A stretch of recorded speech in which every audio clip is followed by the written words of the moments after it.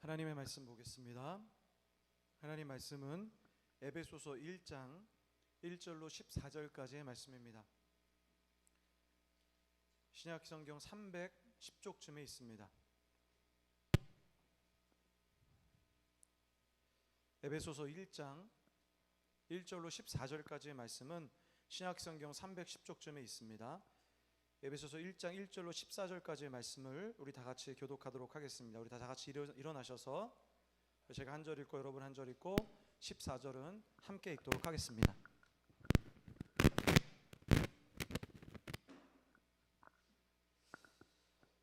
한 절씩 교독하겠습니다. 하나님의 뜻으로 말미암아 그리스도 예수의 사도된 바울은 에베소에 있는 성도들과 그리스도 예수 안에 있는 신실한 자들에게 편지하노니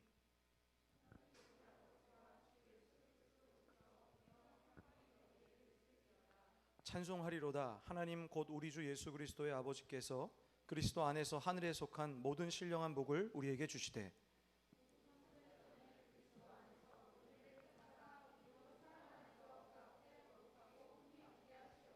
그 기쁘신 뜻대로 우리를 예정하사 예수 그리스도로 말미암아 자기 아들이 되게 하셨으니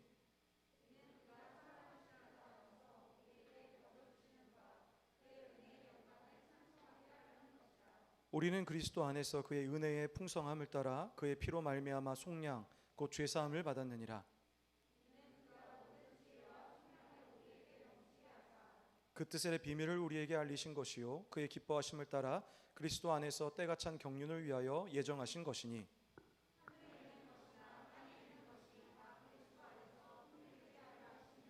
모든 일을 그의 뜻의 결정대로 일하시는 그의 이해 계획을 따라 우리가 예정을 입어 그 안에서 기업이 되었으니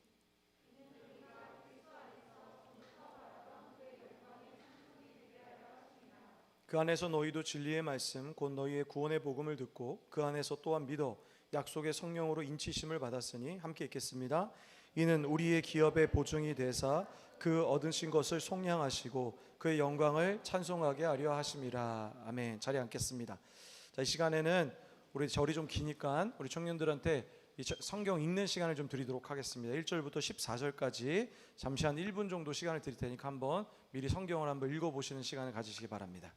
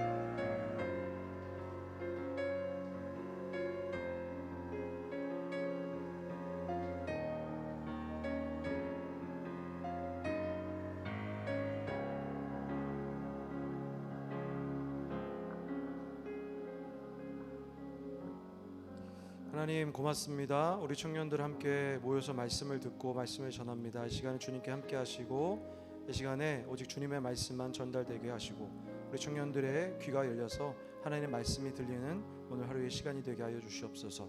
감사드리며 예수님의 이름으로 기도했습니다. 아멘. 할렐루야. 우리 옆 사람에게 한번 인사하겠습니다. 요즘 인사하기가 어려우니까 옆 사람에게 인사할 때 반갑습니다. 우리 옆 사람에게 인사하겠습니다. 반갑습니다. 네, 반갑습니다. 네, 너무 형식적인 인사 아닙니까? 예, 좀 진심의 눈빛을 좀 보내주시면 안 되겠습니까? 네, 한 번만 더 인사하겠습니다. 반갑습니다. 우리 인사하겠습니다. 네, 좀 진심이 이만큼 보이네요. 저는 오늘 그 에베소서 1장 1절로 14절 말씀을 중심으로 여호와의 이름을 찬양하라라는 말씀의 제목을 가지고 말씀을 전하도록 하겠습니다. 제가 이제 지난주 11주죠. 1월 달에 시작해서 11주 동안 말라기서에 대해서 제가 말씀을 전했습니다. 이제 우리 11주 지났으니까 이제 말라기서 마치고 오늘부터는 이제 에베소서를 본문으로 이제 말씀을 전하도록 하겠습니다. 에베소서. 이 에베소서의 그 헬라 원어는 어떻게 사용하냐면 프로스 에페시우스라는 이 헬라어 원어예요. 이 프로스라는 거는 뭐뭐에게란 뜻이고 에페시우스라는 표현은 에베소 사람들에게란 뜻입니다. 그래서 합치면 이제 에베소 사람들에게 이렇게 이야기할 수 있는 거죠. 특별히 이제 교회 서신으로 쓰여졌기 때문에 이거를 조금 더 정확하게 해석하게 된다면은 에베소 교인들에게라는 이 제목을 가진 서신서입니다. 특별히 에베소서는 바울이 에베소 교인들에게 쓴 편지이고, 특별히 이 에베소서에는 무엇에 대해서 많이 정확하게 기록을 하냐면 이 교회에 대한 본질, 의미는 무엇인가에 대해서 좀 이야기를 하고 있습니다. 특별히 지금 같은 시대가 이 교회가 어떤 역할을 해야 하며 교회는 무엇인가, 나는 교회를 다녀야만 하는가, 그런 생각을 하는 사람들도 있잖아요. 그렇죠? 그런 의미에서 이 에베소서는 우리에게 또 6장 되는 분량인데 우리에게 아주 교회에 대한 의미를 생각하게 되고 우리가 다시 한번 신앙을 도약할 수 있는 기회라고 저는 생각합니다. 바울이 2차 선교 여행 때 처음으로 이제 에베소 지역에서 이제 복음을 전하게 되었는데, 왜 그렇다면 2차 선교 여행 때 에베소 지역에서 선교를 해야만 했을까? 이제 이거에 대해서 제가 조금 이야기를 드리려고 해요. 이제 그림을 좀 보여주시겠습니까? 그림을 보시면 첫 번째 그림이요. 지도일이요. 지도일. 자, 보시면, 자, 여기 그림이 보이시죠? 여기 보시면 여기 흑해하고 에게 보이시죠? 흑해랑 에게가 이제 어떤 경계냐면은 흑해의 오른쪽, 에게의 오른쪽은 뭐냐면 바로 아시아예요. 그리고 그 왼쪽은 뭐냐면은 여러분 잘 아시는 유럽이에요. 1차 전도 여행 때는 바울이 안디옥에서 시작해서 요 갑바도기아 지역 요 정도만 갔거든요. 그리고 나서 2차 전도 여행 때는 더 많이 갔는데 거기 어디까지 가게 되냐면 바로 이제 이 아시아의 끝인 에베소까지 가게 된 겁니다. 그런데 왜 이제 에베소에서 전할 수밖에 없었냐면은 이 에베소가 사람들이 모이는 곳이기 때문에 그래요. 여기 보시면 아시아에서 가장 중요한 세 개 도시가 있었는데 첫 번째가 어디냐면 여기 보시면은 알렉산드리아 보시죠? 여기가 이제 쉽게 말하면 여기가 어디입니까? 아프리카 대륙이잖아요. 아프리카 대륙으로 어떤 상업, 무역을 하는 중심지가 알렉산드리아였고, 서쪽은 어디가 있었냐면 안디옥 보이시죠? 여러분 잘 아시죠? 그 성경이 나오면 안디옥 지역 나오잖아요. 거기가 사람들이 많이 모였던 도시예요. 그리고 하나가 어디냐면은 에베소. 이게 바로 아시아의 3개 무역 도시예요. 그래서 바울은 왜 에베소를 가서 전도를 했냐면 이런 이유 때문에, 사람이 많아서 그래요. 알렉산드리아는 가지 않았지만 이방인의 사역자로 파송을 받았기 때문에 첫 번째로 안디옥을 시점으로 에베소로 가게 된 거예요. 3대 도시. 이해되시죠? 그리고 에베소를 꼭 거쳐야만 한 이유는 뭐겠습니까? 어딜 건너가야 되기 때문에 유럽으로 건너갈 때 에베소를 반드시 거쳐야만 하기 때문이라는 거예요. 이제 다시 돌아오시면 이 에베소는 아시아와 유럽을 잇는 아주 중요한 이제 무역의 중심지였어요. 이 에베소란 지역이. 지금은 사실 어디든 어떤 교역의 중심지가 될 수 있습니다. 왜 그러냐면은 모든 것이 발달되었잖아요. 기차도 발달되어 있고 대형 배도 발달되어 있고 그리고 비행기도 발달되어 있고, 그러니까 어디든 교통의 중심지가 될 수 있었지만 당시에는 교통수단, 즉 무역의 수단으로 사용될 수 있는 게 유일하게 하나밖에 없었어요. 뭐냐면은 배. 근데 그냥 배가 아니라 작은 배. 그러니까 지금 기준으로 말하는 거예요. 그러니까 작은 배밖에 없었기 때문에, 나무로 만든. 그러니까 먼 곳으로 가는 것이 이동이 어려웠기 때문에 에베소 같은 경우는 아까 보시다시피 유럽으로 건너가기 위해 아주 중요한 길목이었잖아요. 그죠? 그래서 그곳에서 이제 바울이 복음을 전했고 이후에 에베소를 걸쳐서 유럽으로 들어가게 된 거예요. 에베소 지역은 이제 무역을 통해서 이제 막대한 수입이 있었습니다. 그래서 경제적으로도 굉장히 부유했고 또한 문화적으로도 매우 발달했어요.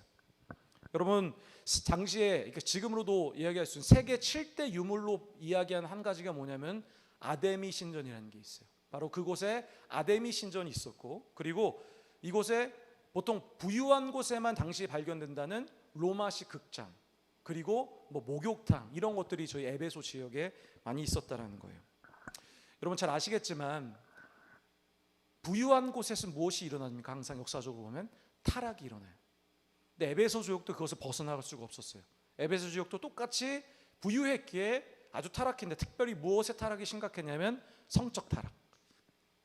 사람이 원래 그래요. 사람이 돈이 갖기 시작하면은 성적으로 타락해요. 근데 이 에베소 지역이 아주 성적으로 타락한 곳이라고 이야기할 수 있는 거죠. 이 에베소 교회는 이제 에베소 교회를 얘기합니다. 에베소 교회는 바울이 2차 선교 여행 때 처음으로 세운 교회예요. 우리가 생각하는 것처럼 이렇게 신이나 건물을 짓는 게 아니라 가정교회에서 시작을 했어요. 그런데 이제 바울이 2차 선교 여행 기간이 길지 않았어요. 다른 걸 다 마치고 에베소 지역으로 왔기 때문에 에베소의 교회를 설립한 후에 곧 다시 안디옥으로 돌아가요. 그래서 이 에베소 교회를 누구를 이제 후임자로 세우냐면, 여러분 한번 들어봤을 브리스길라와 아굴라라는 사람 아시죠?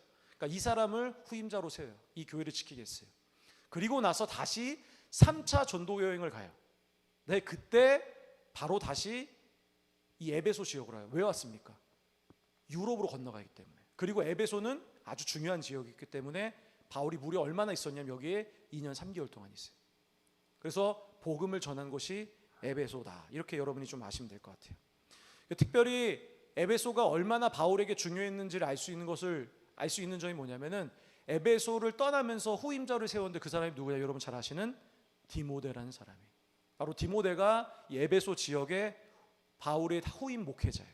그래서 이곳에서 교회를 세웠고 이제 교회를 잘 유지했던 사람이 바로 디모데라는 거예요.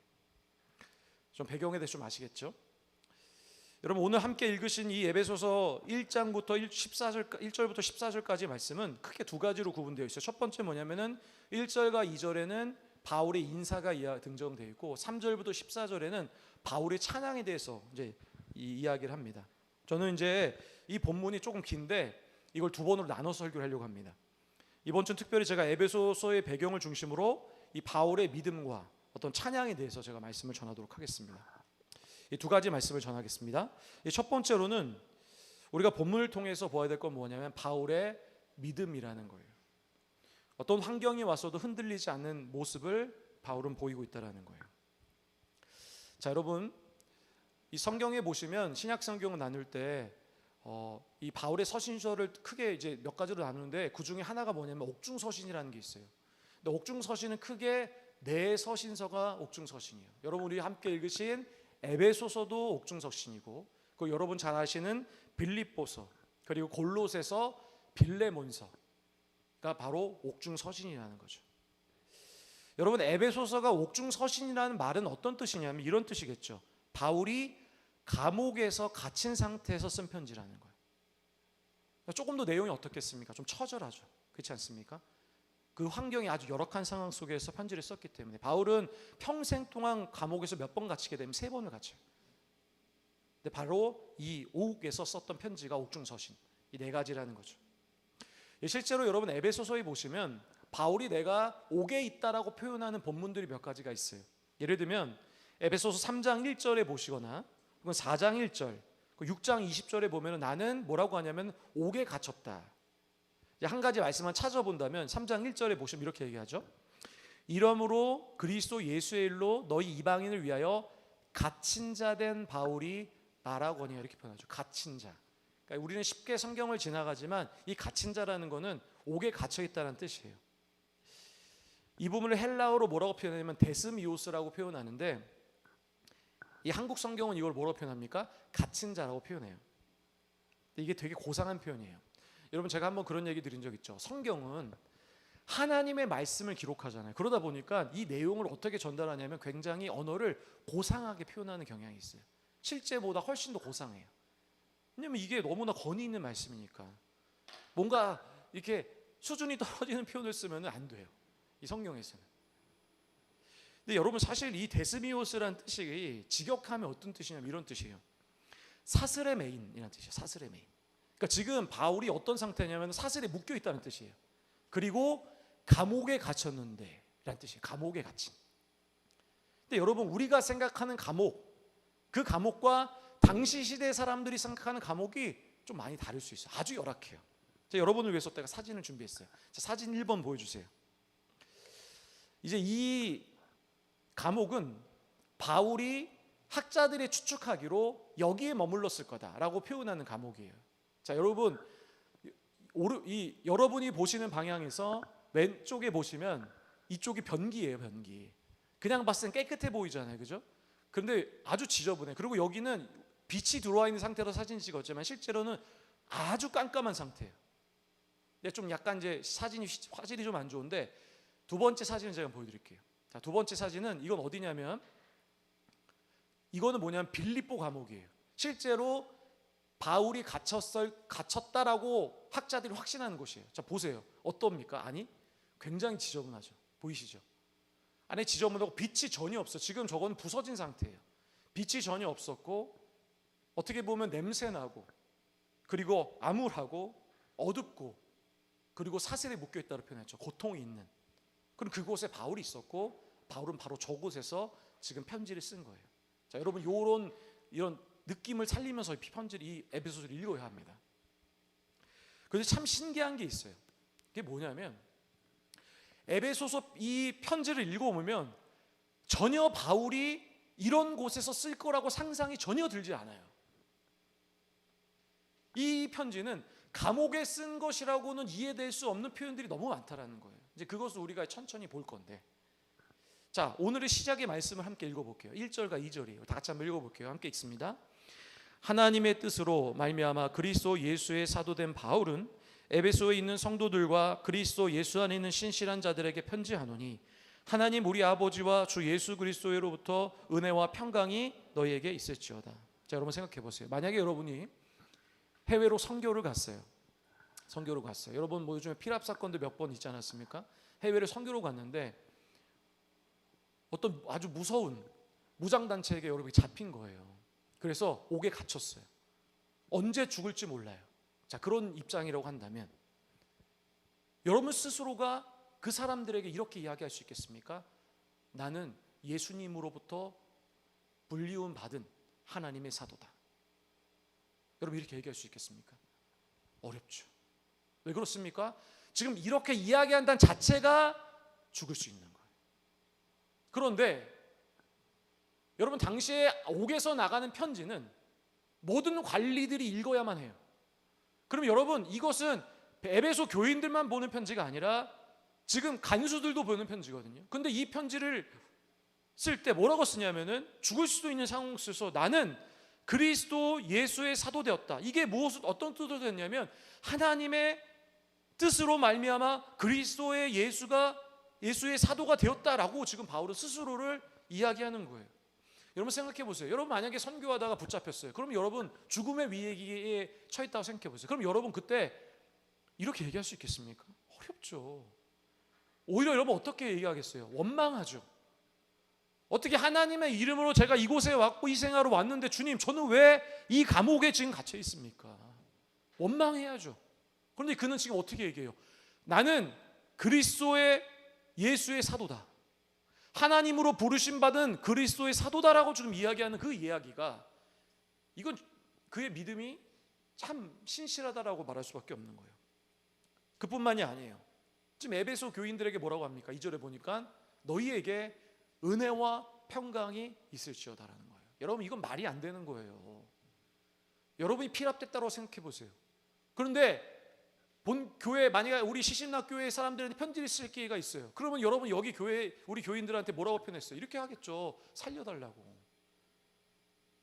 빨리 돈을 쓰든지 나라에서 얘기하든지 해서 우리 좀 빨리 꺼내달라고 하겠죠. 그렇지 않겠습니까? 그런데 지금 이 사람은 오히려 우리를 향해 걱정하는 거예요. 너희에게 은혜와 평강이 있을지어다.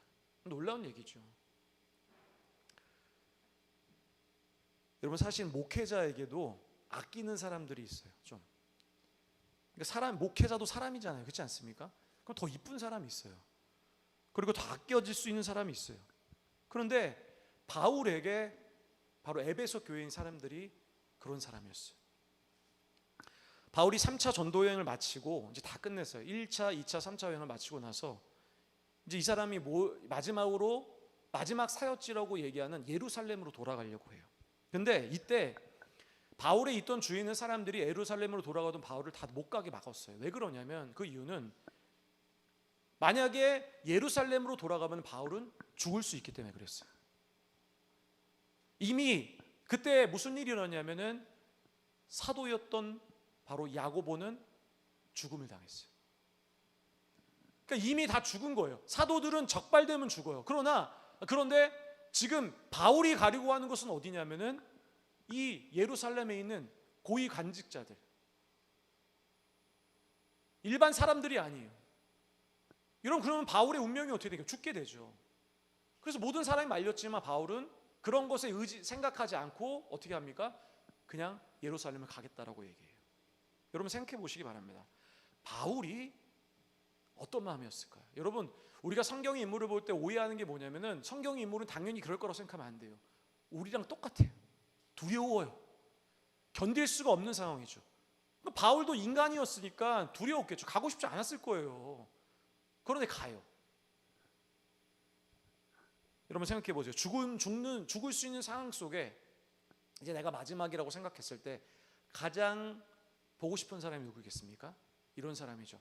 내가 가장 사랑하는 가족이나 그리고 친구들, 그렇지 않겠습니까? 그런 사람 보고 싶겠죠. 그런데 죽기 전에 바울이 불렀던 사람이 누군지 아십니까? 바로 에베소 교인들이었어요. 사도행전 20장 17절에 보면 바울이 밀레도에서 사람을 에베소로 보내어 교회 장로들을 청했다라고 표현해요. 무슨 얘기입니까? 바울이 가장 가까웠고 가장 사랑했던 그 에베소 교인들을 불러들인 거예요. 만나고 싶었던 거죠. 그리고 가장 가까웠고 가장 사랑했던 에베소 교인들을 향하여 바울이 아주 진솔한 편지를 쓰는 거예요. 이렇게 시작했어요. 하나님의 뜻으로 내가 그리스도 예수의 사도가 되었구나. 사랑하는 에베소 교인들아, 은혜와 평강이 너희에 있기를 기도한다. 여러분, 이 인사는요, 이 시작의 인사는 바울의 아주 진실된 고백이에요. 그리고 진정한 축복이라는 거죠. 여러분, 우리가 오늘 본문을 보면서 특별히 에베소 교인들을 향하여 편지를 쓰는 이 바울의 모습을 보면서 우리의 믿음을 한번 돌아봐야 돼요. 참, 이 바울의 신앙을 보면 우리의 믿음은 왜 이렇게 약한가 그런 생각이 들어요. 그렇지 않습니까? 우리 삶에 어떤 작은 변화가 있을 때마다 어떻게 됩니까? 흔들려요, 우리 신앙이. 또한 우리의 감정이 변화되도록 어떻습니까? 우리 신앙이 흔들려요. 마치 우리가 인생이 중요한 일이 하나 생길 때마다 우리가 간자 무엇부터 합니까? 하나님을 먼저 내려와요. 바쁘면 무슨 일이 일어나요? 일단 예배를 안 드려요. 소홀해지는 거예요. 마치 약속이나 한 듯이. 시험 준비하면 어떻게 됩니까? 일단 예배 안 드리는 건 기본이에요. 하나님 앞에 기도하는 거 그런 거예요. 어떻게 하나님을 찾아? 내 인생을 준비하는데 성경을 어떻게 봅니까? 기도는 어떻게 드려요? 예배는 어떻게 드려요? 마치 이런 거죠. 마트에서 장을 보면서 쉽게 물건을 골랐다가 다시 내려놨다가 골랐다가 내려놨다가. 그래서 이런 얘기가 나오는 거예요. 그리스도인이 샤퍼와 같다라는 거예요. 여러분, 바울의 신앙을 봐야 돼요. 그럼 도대체 우리와 바울의 차이점은 뭔가? 그것은 여러분 오늘 1절의 메시지를 보면 우리가 다시 한번 생각할 수가 있어요. 이게 뭐냐면 그의 의식 안에 그의 자의식 안에 뭐가 있었냐면 분명히 하나님으로부터 불리어진 사람이란 분명한 의식이 있었다라는 거예요. 1절에 보면 뭐라고 했습니까? 하나님의 뜻으로 말미암아 그리스도 예수 사도된 바울, 이렇게 표현하는 거죠. 그러니까 그의 의식 안에는 내가 이 땅에 지금 놓여 있는 것은, 내가 지금 이 자리에 있는 것은 하나님이 나를 분명하게 부르셨다. 내가 감옥에 있든 예루살렘에 있든 에베소에 있든 안디옥에 있든 어디에 있든 상관없이 하나님은 나를 분명하게 지금 나를 부르셨다라는 완벽한 의식이 그 가운데 있었다라는 거죠. 우리도 마찬가지예요. 우리가 있는 그 자리에 여러분이 있는 가정과 여러분의 직장과 여러분의 있는 모든 환경 가운데 하나님이 나를 그곳에 보내셨고, 혹시 내가 원하지 않는 그 인생의 결과가 나한테 왔을지라도 하나님이 나를 그곳에 보냈고 내 그 상황을 맞이했다는 믿음이 있다고 한다면 우리는 그 상황 속에 흔들리지 않는 거예요. 바울이 그런 거죠.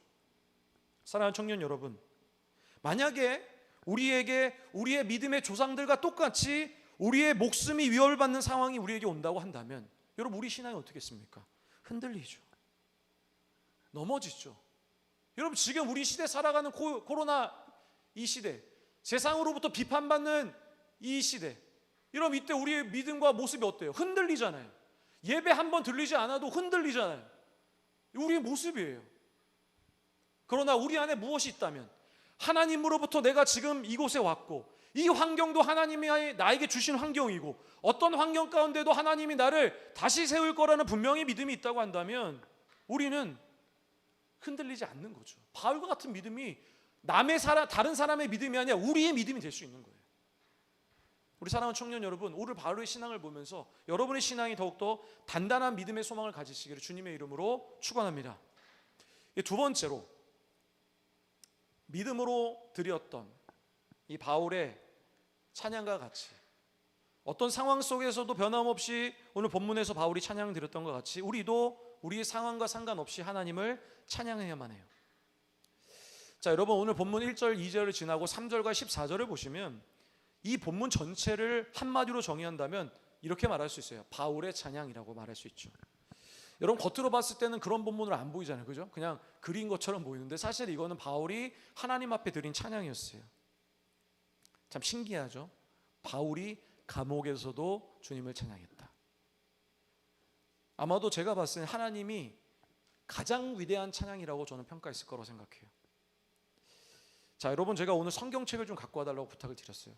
물론 어디나 성경책을 당연히 갖고 와야 되는데 혹시 못 갖고 오신 분들은 핸드폰을 찾아주시고, 왜냐면 오늘 제가 여러분들에게 이 본문을 분석을 살짝 해드리려고 하거든요. 성경을 읽을 때 여러분 나중에 볼 때도 체크를 해두시면은 읽는 게 좀 편하시기 때문에 제가 좀 본문을 살짝만 분석해드릴게요.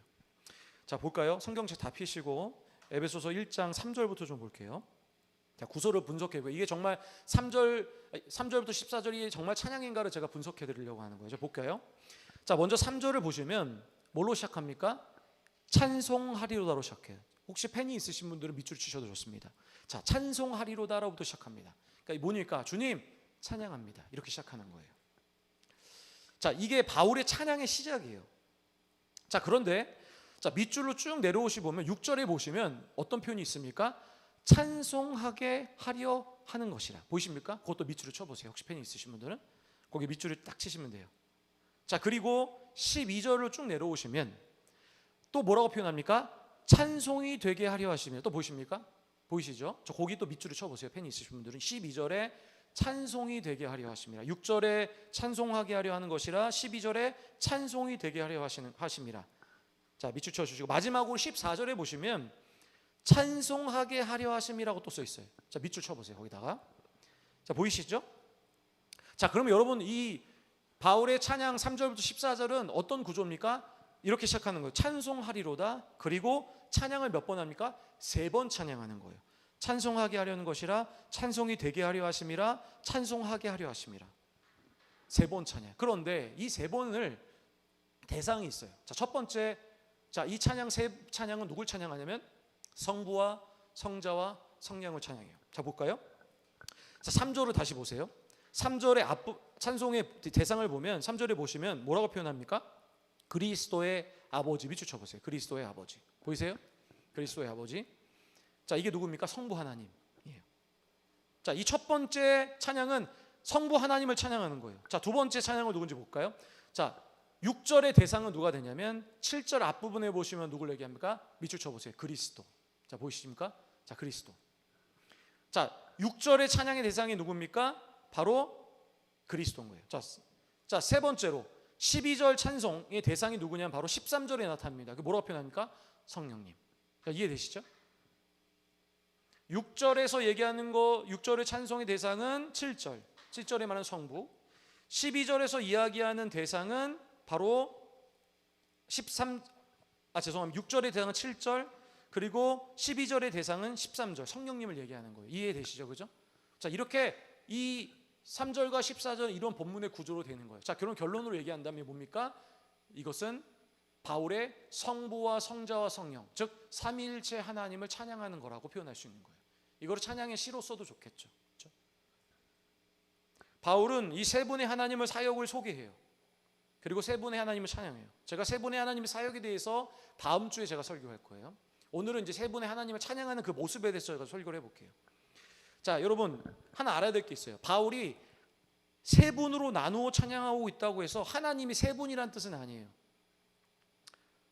그분은 하나의 하나님이세요. 이것을 여러분 기독교 전문 용어로 말하면 삼위일체 하나님이라고 표현해요. 삼위, 세 분의 인격이 있는데 일체, 한 분의 하나님이라는 거예요. 하나님이란 존재란 성부와 성자와 성령이 하나님의 위격을 갖고 계시고 이 세 위격은 동일한 본질을 공유하고 유일한 한 가지 실체로서 존재하고 계신다라는 것이 바로 성부, 성자, 성령 하나님을 얘기하는 거예요. 이해하시겠죠? 자, 이해 안 돼도 어쩔 수 없습니다. 이건 여러분 우리가 기독교인으로 반드시 알아야 되는 교리예요. 성경에서는 삼위일체라는 표현은 없지만 성부, 성자, 성령에 대한 이야기는 반복해서 계속 이야기하고 있거든요. 만약에 여러분 혹시 교회를 이제 시집날을 이제 나이가 이제 드셔서 청년이 되시고 이제 어른이 되시면 이제 어른 교회를 갈 거잖아요. 근데 만약에 이제 교회를 옮길 일이 있을 때 만약에 어떤 분이 성부, 성자, 성령 하나님 중에 자기가 이 중에 하나라고 말하면 그건 이단이에요. 자, 여러분 꼭 기억하세요. 여러분 이렇게 아주 단순한 논리인데 모든 사람들이 빠져요 여기에. 예를 들면 어머니 하나님, 신천지, 뭐 여호와의 증인. 여기 이 모든 사람들이 한 얘기 뭔지 아십니까? 이거예요. 내가 성령이다, 내가 성부다, 이런 얘기예요. 여러분 세 분의 하나님밖에 없어요. 어머니의 하나님은 없어요. 아시겠죠? 하나님은 성부, 성자, 성령. 근데 이 중에 이미 다 드러나셨어요 하나님은. 그런데 이 중에 자신이 이 셋 중에 하나라고 말한다면 여러분 이단이에요. 아시겠죠? 꼭 기억하셔요. 이거 단순한 건데 많이 이단에 빠져요. 자, 여러분 그런데 우리가 이런 질문할 수 있어요. 뭐냐면 바울이 고난 상황 속에서도 에베소 교인들에게 삼위의 하나님의 그의 백성을 위한 사역을 소개하면서 세 분의 하나님을 찬양하고 있는 거예요. 이 감옥에 갇힌 상태에서도. 그 왜 그랬을까? 자, 간단하게 두 가지로 설명해 볼게요. 첫 번째 뭐냐면은 하나님 앞에 그의 백성이 할 수 있는 감사의 수단, 이것이 유일한 수단이 뭐냐면 찬양이라는 거예요. 그러니까 바울의 입장에서 하나님 백성으로서 하나님의 어떤 나에게 주신 그 은혜를 표현하는 방법이 찬양 하나였기 때문에 그래요. 자, 어떤 분이 아주 유명한 그 예배학 학자가 그 찬양은 무엇인가에 대해서 정의를 했어요. 제가 읽어 드릴게요. 한번 들어보세요. 찬양이란 구원받는 자들이 넘치는 기쁨과 감사함으로 적극적인 행위를 통해 하나님의 속성, 이름, 그리고 행위의 탁월함을 선포하여 하나님을 영화롭게 하고 높여드리는 경축적인 예배 행위다. 이렇게 표현해요. 그러니까 여러분 우리가 그러기에 인간이 하나님 앞에 가장 지고한 일이라고 말할 수 있는 이 찬양을 우리는 온전히 드려야만 하는 거죠. 그러니까 여러분 오늘 예배 시간에 오셔서 찬양하는 그 시간이 어떤 사람들은 환경이나 우리 감정에 어떤 영향을 받아서 그냥 아무 무의미하고 전혀 시간 때우는 찬양으로 보낸다고 한다면 여러분은 인간이 가장 하나님 앞에 드릴 수 있는 그 지고한 시간을 놓친 거예요. 우리의 모든 마음과 정성을 다해서 하나님 앞에 찬양이다. 내 상황, 감정과 상관없어요. 왜냐하면 인간이 하나님 앞에 드릴 수 있는 최고의 표현은 찬양이기 때문에 그래요. 우리 찬양의 자세가 달라져야죠. 두 번째로 우리가 왜 하나님을 찬양해야 되냐면 그것은 찬양은 하나님의 명령이기 때문에 그래요. 우리가 잘 아는 말씀이죠. 우리 다 같이 한번 이사야 43장 21절 말씀 읽어볼게요. 함께 읽겠습니다. 이 백성은 내가 나를 위하여 지었나니 나를 찬송하게 하려 함이라. 사람의 창조의 목적이 뭐라고 합니까? 찬양하는 거예요. 그러니까 여러분 우리는 당연히 찬양해야만 하는 거죠. 우리에게 주어진 찬양의 시간에는 우리가 전적으로 주님을 찬양해야 되는 거죠. 근데 하나님이 참 놀라운 거는 찬양하는 자에게 하나님의 축복을 주신다라는 거예요. 그게 놀라운 은혜죠. 좀 건너뛰어야 될 것 같아요. 시간이 많이 지나서. 여러분 우리가 오늘 바울의 찬양을 보면서 우리가 생각해야 될 게 있어요. 그게 뭐냐면 바울이 어떤 상황과 환경과 상관없이 특별히 감옥에서도 그의 글로서 하나님을 찬양하는 모습을 보면서 우리의 찬양을 점검해야 돼요. 여러분 어떻게 찬양하십니까? 여러분 정말 여러분의 환경과 강경과 상관없이 진심으로 주님을 찬양하고 있습니까? 하나님 우리 그걸 원한다는 거죠. 이제 말씀을 정리하겠습니다. 사랑하는 시민나 청년 여러분, 하나님께서 여러분에게 딱 한 가지 진실된 것을 받기 원하시는 게 있어요. 그게 뭐냐면 바울과 같이 어떤 환경 속에서도 주님을 찬양하는 거예요. 진실된 찬양이죠. 시편 113편 1절이에요. 우리 다 같이 한번 읽어볼게요. 시편 113편 1절 우리 함께 읽겠습니다. 함께 있습니다. 할렐루야 여호와의 종들아 찬양하라. 여호와의 이름을 찬양하라. 지금 반복하고 있죠. 찬양하라 찬양하라. 명령이에요. 강조용법이에요. 특별히 성경에서 강조하기 위해서 쓰는 여러 가지 강조용법이 있는데 반복용법이죠. 하나님은 우리에게 뭘 받기 원하세요? 환경과 상관없이 바울과 드리는 바울처럼 찬양을 받으시기 원한다는 거죠. 그러니까 저는 여러분 우리 시심나 공동체가 여러분 아시죠? 제가 찬양 인도하면 온 힘을 다하잖아요. 왜냐하면 그래 이유예요. 내가 할 수 있는 최고의 하나님 앞에 드릴 수 있는 건 이거밖에 없다는 생각을 해요. 설교 아니에요. 제가 할 수 있는 건 주님을 찬양하는 것밖에 없거든요. 그래서 전적으로 찬양해요. 우리 사랑하는 청년들, 우리 시심나 공동체의 찬양도 정말 하나님이 원하시는 그런 찬양을 드리시기를 주님의 이름으로 축원합니다. 자, 여러분 영상 하나만 좀 볼게요. 영상 하나만 보고 제 설교 마치도록 하겠습니다. 영상 준비됐나요? 자, 소리도 잘 좀 맞춰주시고 영상 이거 잠깐 1분짜리거든요. 이거 잠깐 보고 우리 기도의 자리로 나가도록 하겠습니다.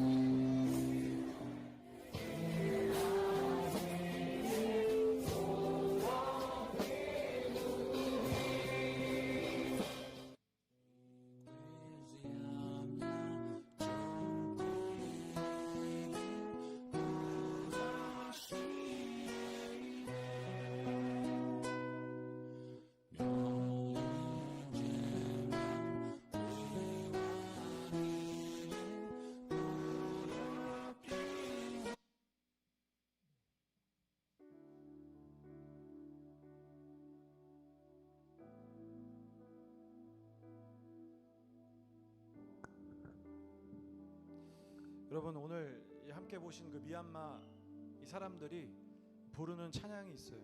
근데 이 찬양의 가사가 이렇습니다. 슬픈 일이 있어도 주님이 계십니다.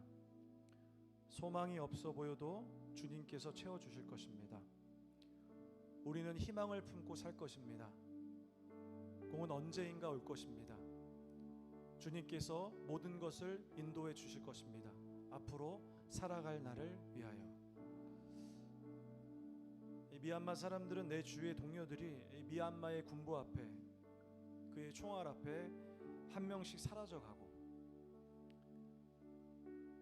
이별을 경험하지만 또 죽음의 공포 가운데서도 그들의 상황과 상관없이 미얀마의 8%가 되는 그 기독교인들이 하나님 앞에 찬양하는 모습을 보이고 있어요. 대중들 앞에서.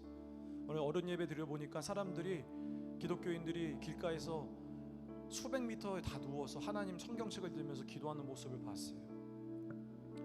여러분 저는 이 바울의 찬양이 이 현재의 찬양은 이 미얀마 사람들의 찬양이라는 생각이 들어요.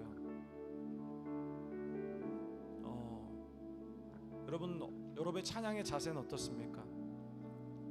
여러분 우리의 믿음과 우리 환경을 통해서 우리 참으로 흔들린 모습을 참으로 많이 볼 때가 있죠. 그런데 하나님은 우리에게 믿음의 찬양 또 환경과 상관없는 찬양을 받기 원하십니다. 제가 오늘 여러분들하고 우리 한 가지 찬양을 좀 부르고 싶어요.